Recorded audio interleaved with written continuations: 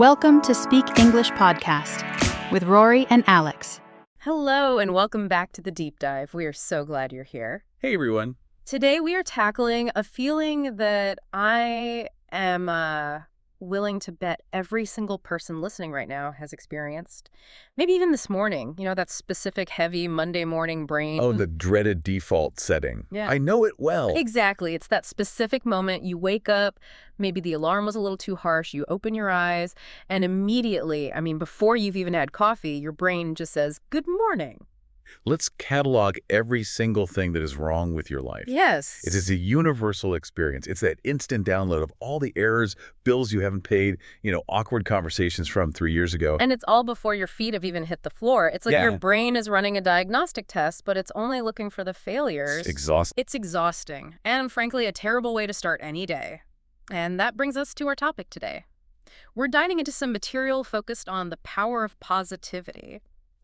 But, and I want to put a huge flashing neon asterisk here, I was skeptical because usually when people say positivity, they mean ignoring reality. Right. You're thinking of toxic positivity. The good vibes only crowd. Yeah. Just smile. Turn that frown upside down. That stuff drives me crazy. It feels so invalidating. You and the listeners will be relieved to know the sources we're looking at are very clear about that.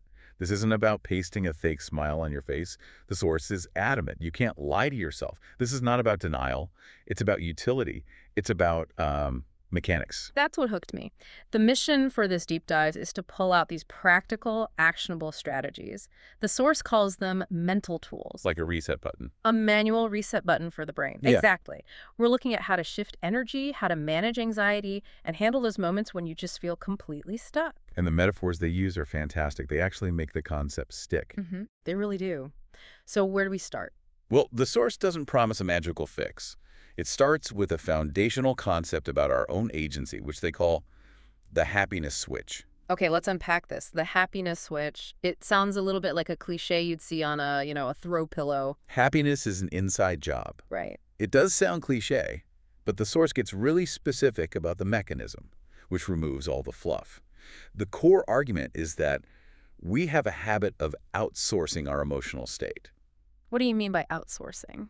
We treat happiness like a package we're waiting for in the mail. We're waiting for external validation, a promotion, a text message, the weather clearing up to flip that switch for us. We're waiting for the world to give us permission to feel good. I'll be happy when. Precisely. We dangle the carrot in front of ourselves. But the source argues the switch is internal.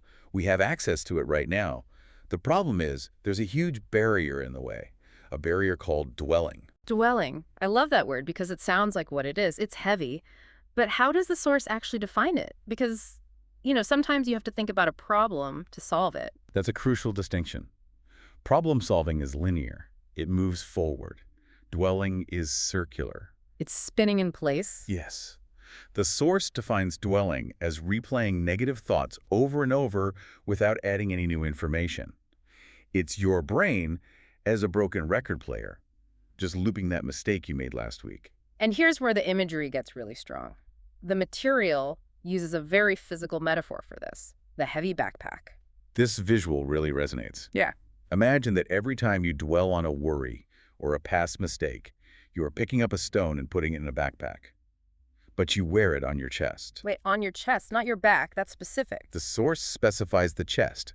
And think about how that affects you physically. If you have a heavy weight on your chest, it hunches you over. It compresses your breathing. It literally blocks your view of what's in front of you. You walk through life protecting this bag of rocks. So you aren't just thinking, you are physically carrying that stress. That's visceral. And the more you dwell, the heavier you feel, which explains why you can wake up tired after 8 hours of sleep. You're strapping on a 50-pound pack before you've even brushed your teeth. So if we're wearing this invisible backpack, how do we take it off? Because just saying don't worry is impossible. It is. It's like, don't think of a white elephant. You can't help it. You can't just decide to drop it. The source suggests a strategy called the next 5 minutes. This is a tactical shift. It's about shrinking the timeline, right? Exactly. The advice is simple. You cannot change your mood instantly. You can't just snap your fingers and be joyful. It's unrealistic.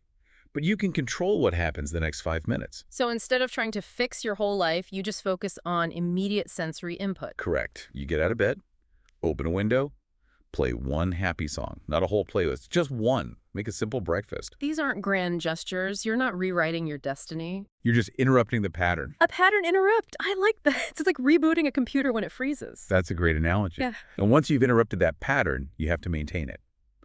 Which brings us to another metaphor, the mind as a garden.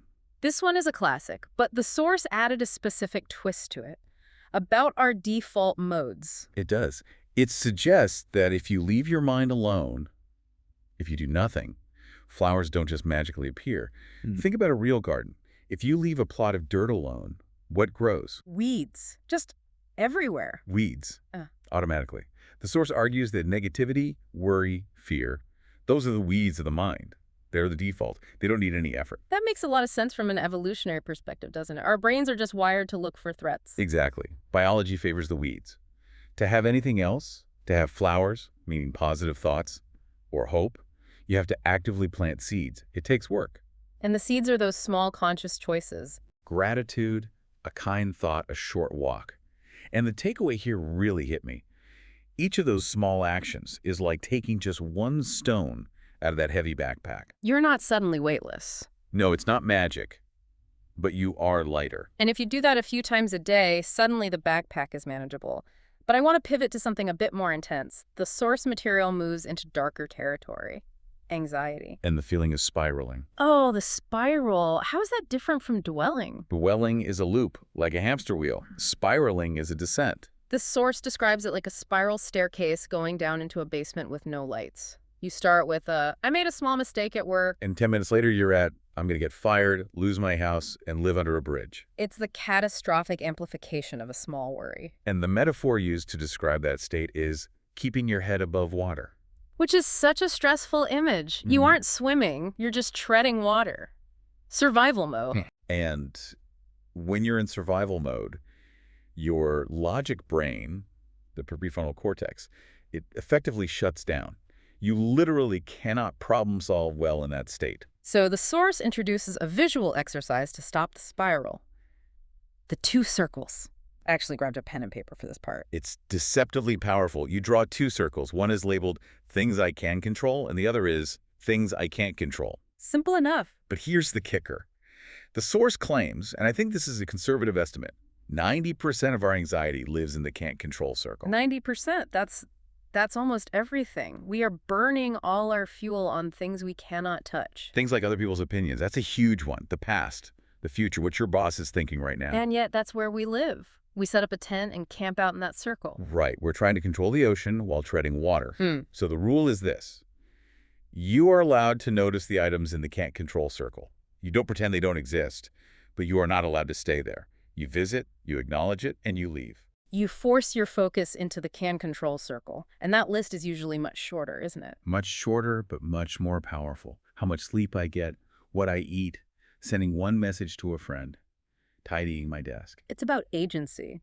Anxiety strips you of agency, action restores it. Even if the action is just drinking a glass of water, you're proving to your nervous system you still have hands on the wheel. It's a grounding technique. Exactly. It's about telling your nervous system, right now, in this second, we are safe. I don't have to fix my whole life. I just have to be here. Finding safety in the present moment. Now, I want to touch on another huge source of stress that fits right in here, comparison. The source uses that classic idiom, the grass isn't always greener.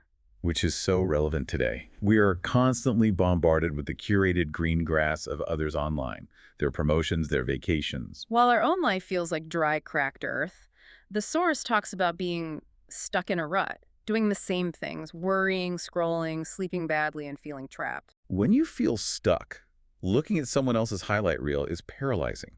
It just widens the gap. And this is where the source introduces my favorite metaphor of the whole text. Which one?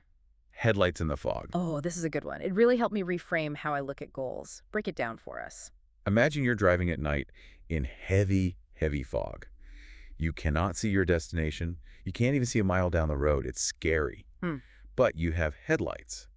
And those headlights show you the next 10 meters. And that's all you need to keep moving. You don't need to see the whole map, just the immediate next step. Exactly.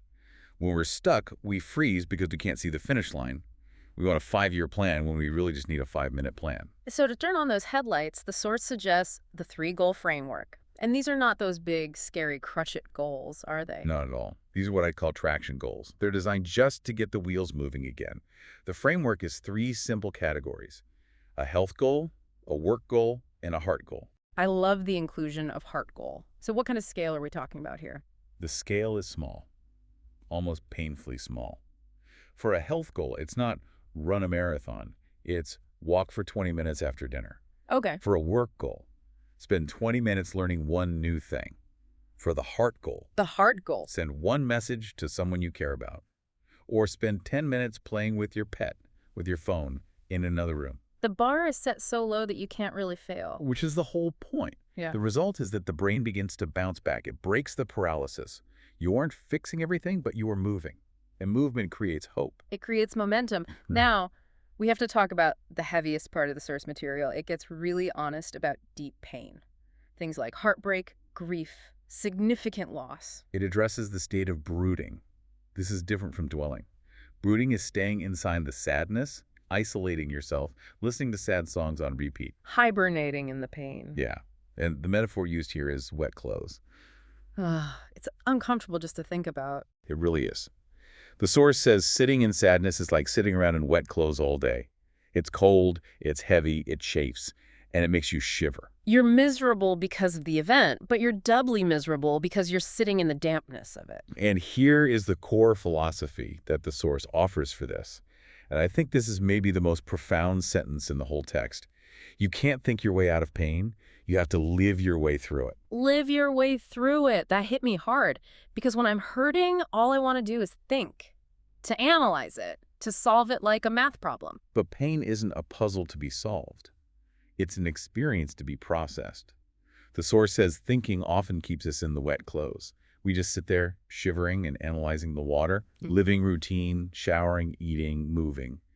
That's how we slowly dry off. It acknowledges you still have to carry the backpack of pain. It doesn't disappear, but you carry it while walking slowly rather than collapsing on the floor with it. Precisely. It's about functioning alongside the grief. And to help, the source offers the one-sentence solution. A writing exercise, right? It is. You write, the problem is, and you have to finish it in one single line. Not a paragraph, not a rant. Just one line, like, the problem is I feel alone. That's scary to write down. It makes it real. It does, but it also contains it. It stops being a monster in the closet and becomes a sentence on a page. Then what? Step 2. Mm. You write 3 small, actionable ideas to address that specific line. If the problem is loneliness, the actions might be join a group, message an old friend, or just go sit in a public place with a book. It forces you to stop admiring the problem and start addressing it. It shifts you from passive suffering to active coping. And the source frames this beautifully, not as some big transformation, but as quiet courage. Quiet courage. I love that phrasing. We usually think of courage as this, like, roaring lion. But the source says courage is usually much quieter. It's getting up and making the tea when you want to stay in bed. Bravery isn't always fighting a dragon. Sometimes it's just sending a text message when you want to hide. So if we look at this whole deep dive, we've got this incredible toolkit. We have the garden planting seeds. We have the headlights, just looking at the next few meters. And we have this quiet courage to live through the wet clothes of pain. And connecting them all is the understanding that we have more agency than we think. We might not control the world, The big can't control circle. but we control the next 5 minutes. And that leads to the final sentiment from the source, which I think is the perfect call to action. The ball is in your court. Which means the turn has passed to you, the listener. We've given you the information. We've unpacked the metaphors. Now what? It's empowering, but also a little daunting. It is. It puts the responsibility back on us. It does. But remember, you don't have to play the whole game at once. You don't have to win Wimbledon today. You just have to hit the ball back over the net. One time. One small swing. One seed planted. One step in the fog. Exactly. So, as you go about your day, whether you're commuting or washing dishes or maybe lying in bed dreading the day, here's a thought to leave you with. We often wait for permission to feel better. We wait for circumstances to change so we can finally relax. But what if you stopped waiting? Ask yourself this question right now. What is one small thing I can do in the next 5 minutes that is simply kind to myself? Not productive, not impressive, just kind. It could be a glass of water. It could be 3 deep breaths. It could be forgiving yourself for something you did yesterday. Whatever it is, do that one thing. That's the seed. That's the first step out of the wet clothes. And that is how you start to turn on the headlights. Thank you so much for diving deep with us today. Take care of that garden in your mind. And remember, keep your head above water, but don't forget to swim a little too. We'll catch you on the next deep dive. Goodbye.